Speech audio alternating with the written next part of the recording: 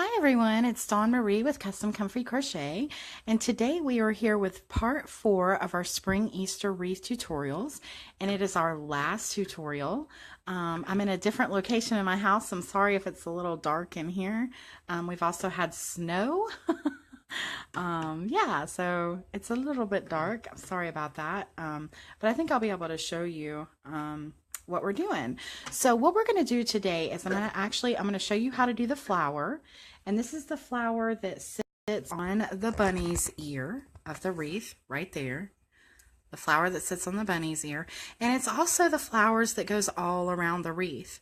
Now for the wreath, I made 1, 2, 3, 4, 5, 6, 7, 8, 9, 10, 11 flowers. You can make as many or as little as you want, but if you want to do it exactly like mine, then you'll need 11 flowers plus one more for the rabbit. Okay, so that's technically 12 of these flowers. So that's the first thing I'm going to show you how to do today. And then after that, I'm going to go on to how to make the actual wreath itself. Okay, so just like we've been using so far, we need a 4.5mm hook, a pair of scissors, a darning needle, and then all the stuff that I have listed in the description and what I've listed before for the wreath. Okay, so let's go ahead and get started. We're going to make a slip knot. And then we're going to chain up 4. 1, 2, 3, and 4. Then we're going to slip stitch into the first stitch from the hook. And now we've got our circle of 4 there. And now we're going to single crochet 8 into the middle of this circle. 1, 2, 3,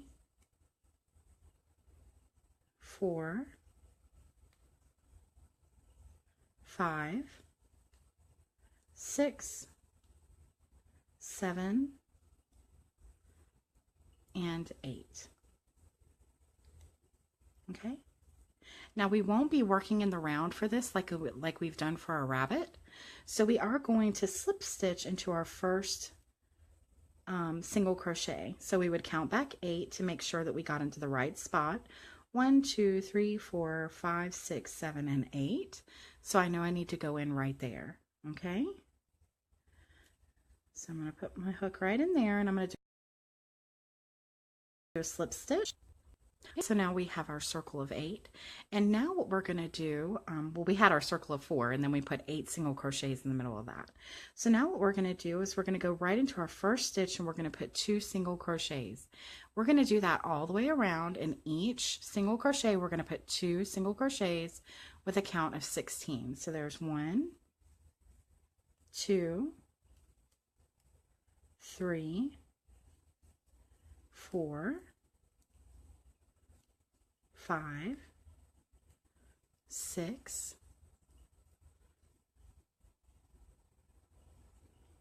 7, 8, 9, 10, 11, 12, 13, 14, 15,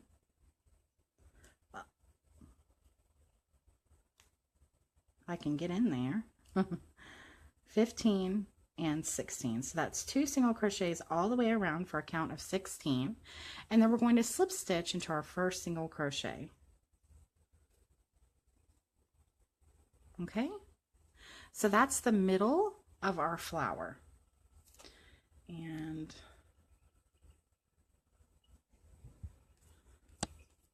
okay, so now what we're going to do is we have our 16, is we're going to slip stitch into our next available single crochet. So I'm going to slip stitch right into this next one. Okay, and then I'm going to chain up 5. 1, 2, 3, 4, and 5. Okay, and now what I'm going to do is work 4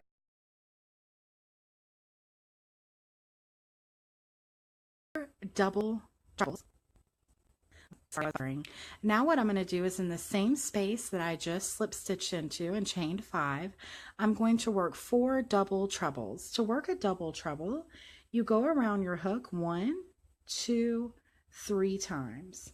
Then you go right back into that same place that we were working in before, yarn over, pull up our yarn. We now have 1, 2, 3, 4, 5 chains on our hook. We're going to go through 2, then we're going to go through 2, and we're going to go through 2, and finally we're going to go through 2 more. Okay, that's how you work a double treble. So again, I'm going to go around my hook 3 times, go into that same spot, go through 2, well, let me start over again.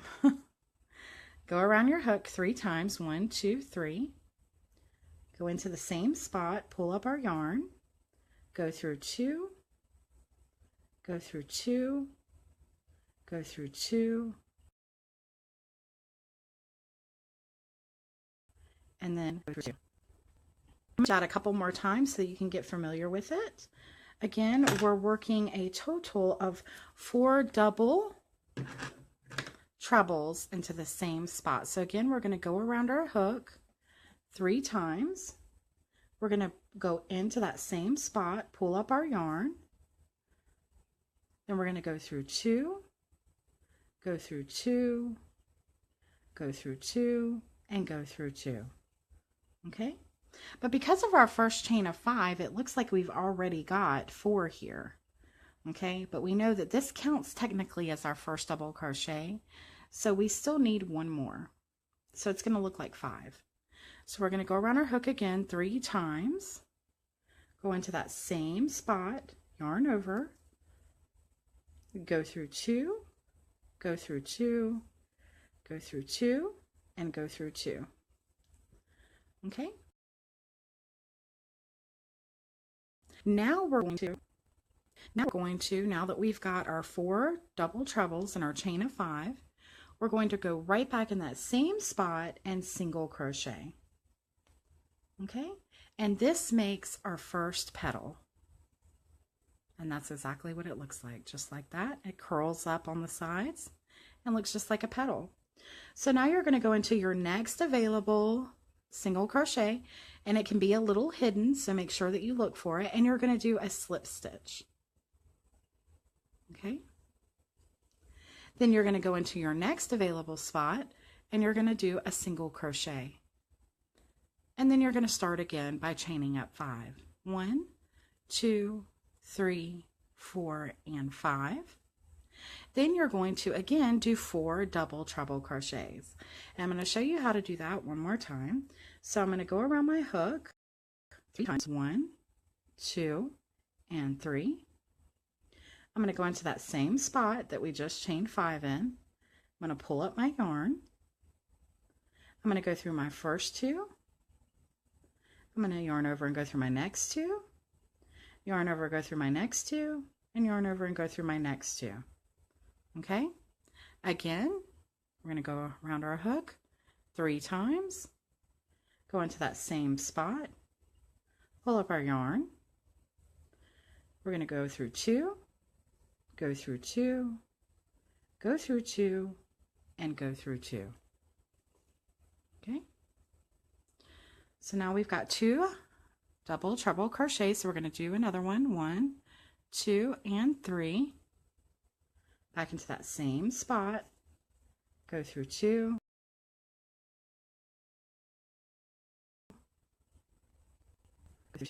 go through 2, go through 2.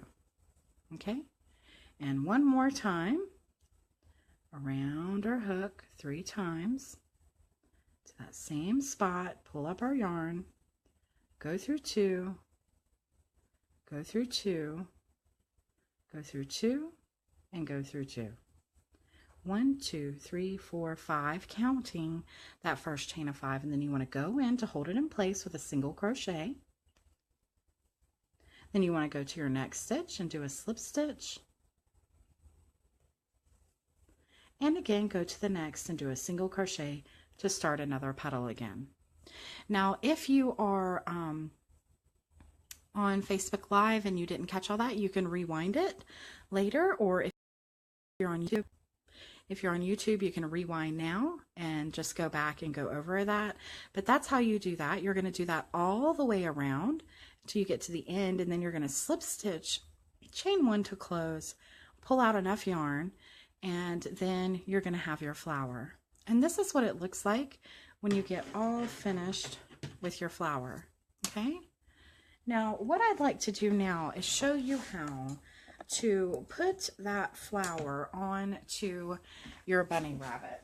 But I also want to show you how to put on the sequin.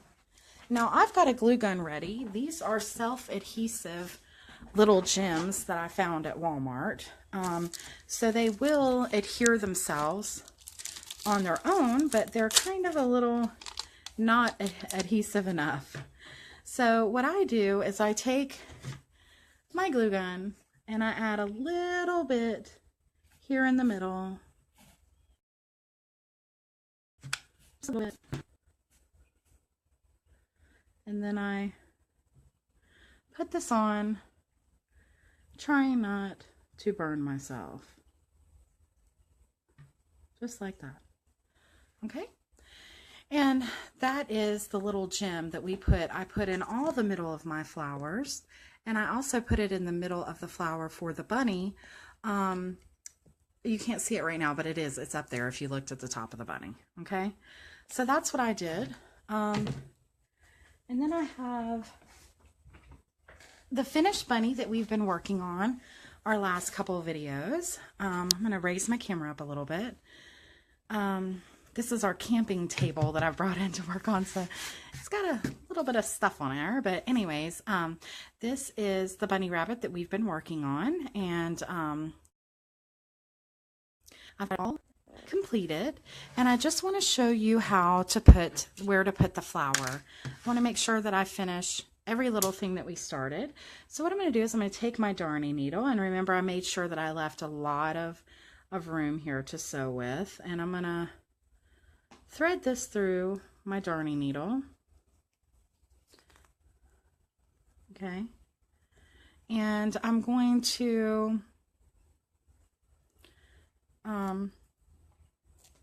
by the way, make sure that the hot glue is dry before you start touching your flower. But anyway, so I'm going to take the flower, and I've got my darning needle on. I'm going to place it, you know, where you want it to go. I placed it right about there, right over the ear. Okay. And then I would just simply sew it on. So I would, you know, it's hooked over here, so I'm going to go right under. I'm going to pull, when I go under, I'll pull up some part. I'm going to pull up some of the under part of the flower, not going through to the top layer of the flower, making sure that you can't see my stitches. But yeah, and something is caught there. There we go.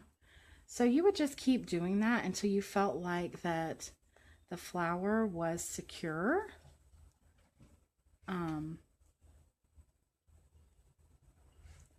But yeah, so you just keep doing that. Just do it as many times as you feel like you need to make sure that the flower stays securely on the bunny. Okay, and then I would just take my yarn that I had left over. I would probably go through the back side over here, and then to make sure that this stays, what I'm going to do is go right through my bunny with this to make sure that it is secure. Okay, so I'm going to hide it within the bunny. So I'm just going to go out, going right under the flower and into the bunny like this. Okay, and see, that just tightened that and even held it in place more securely. And then I would go right into the same spot where I put that and bring it back out again. And this is just making sure that that flower never comes undone. This is especially important if you're giving this to a child, because you don't want the animal to fall apart. But really anyone for that matter. But kids are definitely going to play with things. So you're just going to want to make sure that you got that extra in there. Okay. And so then once I get that in as many times as I need to, making sure I go into the same spot over and over again. Otherwise, you're going to see the pink on the other side. So then I just pull, make sure that it's really tight, and voila, that's hidden in there. Now, as you can tell, when I went to sew, it left some indentions, and I told you about this in my other video, but you can just simply take your darning needle and pull up so those indentions come out. Now, if you can tell, I used different color yarn for this blue bunny. There's a darker blue on the ears and a lighter blue on the face. Oh, I don't really know if you can tell, but anyways, if you're wondering, that's what it is. I used a couple of different color blue yarn for this bunny, but that's the way the bunny turned out, the one that we did for our videos. It's exactly like that one, except for that one that I have on my wreath, I used a different yarn for. It was a cotton kind of variegated yarn, and I found that at Walmart. It's a peaches and cream color, a peaches and cream cotton that I wanted to use, and it made it slightly bigger. You're more than welcome to get that and use that yarn instead. But anyways, to show you for this video, we're going to do that. Okay, so now we have our flower finished, we have our bunny finished. So now I'm going to show you how to do the actual wreath itself. I did not buy a foam wreath maker because they are very expensive. I think I found the big one that I wanted like this was, I think it was like $12 at Walmart, and I think it was even a little bit more expensive at, they have smaller ones that are like $6, but they're only like this big. So yeah, it was worth it to me to do what we're fixing to do. So I'm going to call my husband in here because you are going to need a another set of hands to do this. But we are going to be using a pool noodle. This is an old pool noodle that I had from where we went camping. And I had several of them. This one even has a hole in it. It's not perfect, but it's going to work great. There was a little bit from where they were used so much. The ends were a little tattered. So we cut the ends off, and this happens with a pool noodle, but they're very durable, and we've had these for years. So all I did was I took a serrated bread knife, and I cut the ends of the pool noodle off so that these, flimsy pieces would be gone. Hey, babe. Okay, calling husband in here. Thank God he's home today. And so what he's going to do is he's going to hold this in place for me. We cut it so that those little pieces would be gone. I've seen some videos where people cut at diagonals, and I don't really, I guess it makes it easier for them. Maybe if you're you have someone hold it for you, you should be fine. But this is where the duct tape comes in. So what you're going to do is you're going to have someone hold the noodle for you, and then I'm going to take some duct tape, and I'm going to cut off a couple pieces because I think that'll be easier for the video. Okay, so then what you're going to do is you're just simply going to go around right there around with your duct tape, and I've got 2 pieces, and I think that'll suffice. Okay. Or do you think I should put more? Okay. Hubs is saying more. So I guess because it is, oh no, I've lost my end. Overlap it. Yeah, I drop it some more. Okay, so I'm going to get some more duct tape. But yeah, guys, this is the way to go. Instead of paying for those highly expensive foam or even metal wreath makers. Okay, so you just keep going until you feel like that it's secure. So I'm going to go, he told me to overlap it, so I'm going to go over here like that, and then I'm going to get some more and go over this side. And do you think I need any more? Like one more? Okay, he says it's good, guys. Okay, so now I'm trying to hold it where you can see it. And now, as you can see, you've got your wreath maker. I know you see this little dent here and stuff like that, and oh gosh, the duct tape, but I promise you it's gonna look just like the one that you see behind me. Okay, so now what you do is, now that you've got your pool noodle all put together for your wreath maker or whatever you want to call it, I have taken some cream colored Red Heart. Actually, it's called, goodness gravy. Oh, I hate it when they make it hard to see the color. Either I can't find it. I can never find the color on these things. Anyways, it's just cream. It's not white. It's like an off-white Red Heart. And I got a big ginormous thing of it. And what you're going to do is you're going to take, excuse me, to make it easier to wrap around the pool noodle, you need to make smaller balls of yarn out of your big ball, because you're not going to want to keep passing this through over and over again, because what you're going to do is you're going to wrap this whole thing in yarn. Okay, so you would probably need about 4 or 5 of these size, maybe even more, to wrap the entire thing in yarn. So what I do is I leave a string hanging before I start. Okay, so I left, you know, this would be hanging. I would leave that like that, and then I would just start going through over and over again. Honestly, guys, this does take a long time. I think it took me about an hour and a half watching TV to do the other one. But you just keep going around and around. It will cover the duct tape. It'll cover everything, but you just have to keep going. You could use a thicker yarn if you wanted to, but as everyone knows, I'm frugal, and so I just bought the big thing of regular Red Heart. But you could get free yarn, and it may be easier for you. It would take a lot less time to wrap. But that's what you do. You just simply go around and round and round and round until it covers it. Once you get a section, you can pull it and bunch it so that it covers more, and then you would just keep going round and round and round. Okay, now when you run out of one, make sure that you leave a piece hanging. Okay, because what you're going to do is you're going to use that piece to work into the yarn.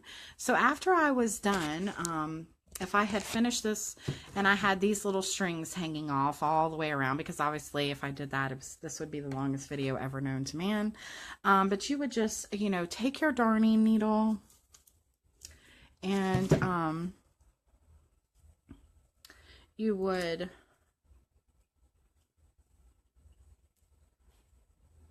take your darning needle, put your yarn on, and then after you were done, you would just simply work in your strings into the yarn, preferably on the back side or underneath so it can't be seen.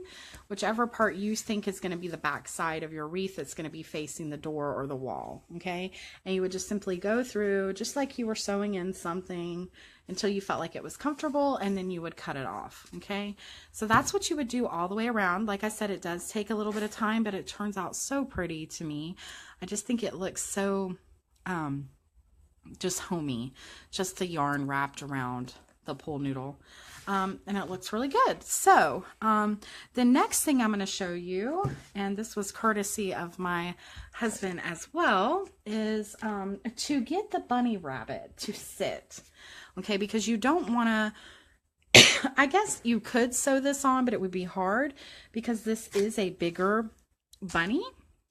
It was actually bigger than I had planned it to be, but when I finished my pattern, this is the size it ended up being, and I just loved it, so I left it alone. But yeah, to get the bunny to sit on here, you could sew underneath, I guess, maybe try to sew in the back. I don't know, you could try that. But what I found would be easy was something that my husband came up with.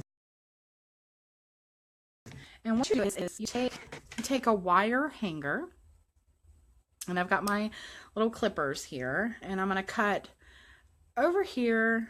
Well, I'm going to try. I don't know.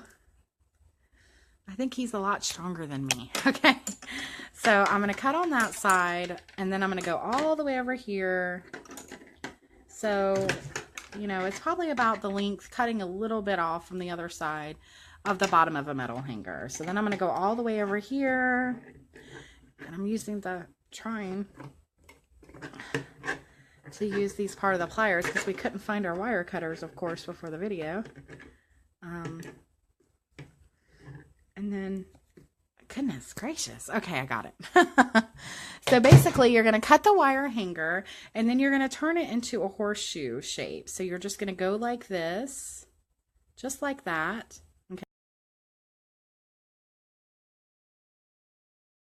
Okay. So you make a horseshoe out of your wire hanger, just like this. Okay. And now I'm going to pull up my video here.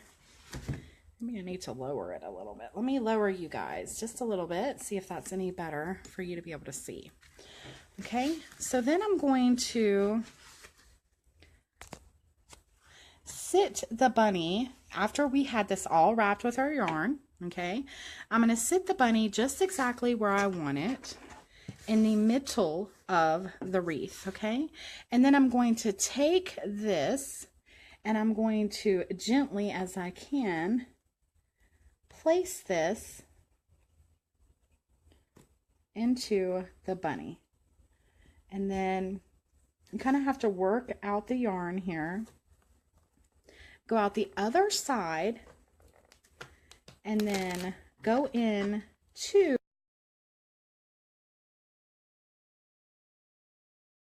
the hole. So I'm working back and trying to get it in here just like this. Okay, and then I'm just going to, I would suggest not putting this where the duct tape is. I just happen to be, that's where I happen to be with it. But then it would just simply sit just like that in the pool noodle. Okay, so I would do this definitely after I had wrapped this totally, and then I would put my rabbit on. Okay, but this will snugly hold this into place, and then you would take the ends, because you will have a little left over. You can either cut them off a little bit, or you can just curl them. Okay, so you would just take that and then you would curl it. Okay, so you would take the bottom of the hanger and just curl that under so that your rabbit doesn't go anywhere. And then voila, your rabbit, your beautiful little rabbit is sitting on your wreath. Okay, but like I said, it would be totally wrapped with yarn, just like this one behind me, before you did this. Okay, and you would need to be careful as you're putting the hanger into the back. You saw that it was kind of hard. You just kind of have to try to work it in. You're not going to be able to go through the stuffing, so you're going to have to go through the back layer of the crochet. Okay, and then it'll sit right into the pool noodle. And as you can see, I mean, if I shook it really bad, I guess it could come off, but it sticks really well. Okay, so now what you're going to do is, after you, hopefully after watching all the videos, you have everything ready. So you have your rabbit, then you would have your flowers, and you would have your eggs. And then what I would do is I would just lay this down. Remember, all this would be wrapped. Now my bunny's on, and now I'm ready to put everything where it needs to go. So I would start placing my eggs and my flowers all along here. Now what I did for the bunny, for the egg that's, I have an egg here. As you can see, the egg is sitting with the bunny. You can use different color. This is just the egg that I had ready from our video. And I would just simply take my glue gun and I would put a little glue on my egg. And then I would place that right on. I would press it against the bunny, okay, wherever you want it to go. Now, the deal with crochet and hot glue is that it takes a minute to dry. So I would suggest after you place it on there, don't try to move it for at least a minute or count to 30, whatever you want to do. And then what you can start doing is with your hot glue gun, and now after you've had, again, all your yarn wrapped, you would start placing your little flowers and your eggs all along here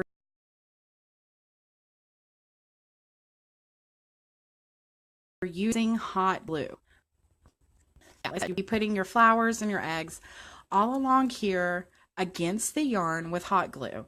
Now, if you're not a fan of hot glue with your crochet products, that's fine.